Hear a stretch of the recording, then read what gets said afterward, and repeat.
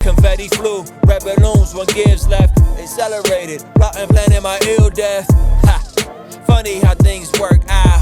Can't attach another man to my worth now. I'ma make. So today we're talking about agility, specifically the ability to accelerate as quickly as possible and change direction as quickly as possible. This is a technique that I learned very early on in my career, and because it worked so well for me, I pretty much ended up using it all game, every game that I played. And the reason this has come up as a topic is because as I've been studying today's players out here at the park compared to 20 years ago when I was out here, what I noticed is less and less players are using this technique. Especially the younger they are, the less they seem to be using this agility movement. And I want to preface this by saying that I understand that people have different genetics, they have different like biomechanics, in their body where this technique may not really work well for them.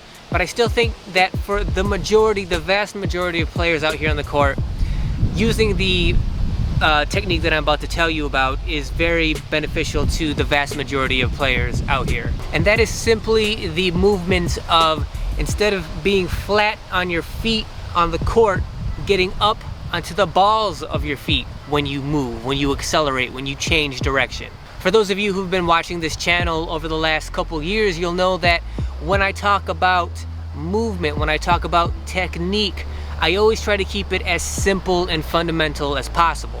I don't believe in complexities or making things complicated. For me, I always focus on keeping things basic and fundamental and then mastering that movement. And what I found is by simply getting off of the flat of your feet up to the toes and the balls of your feet, you're able to accelerate and change direction much more quickly than you can being flat-footed.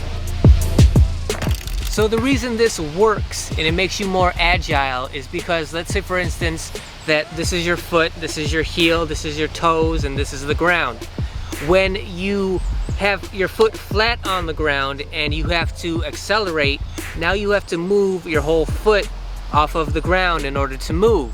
As opposed to if you're already up on the balls of your feet, all you have to do now is just simply move your foot forward, and as opposed to moving your whole foot off of the ground, and now all you have to do is flick yourself forward off the balls of your feet.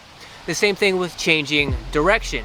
So now instead of having your foot flat on the ground and now having to change direction one way or the other, now you're up on the balls of your feet, all you have to do is kind of flick your way in one way or the other.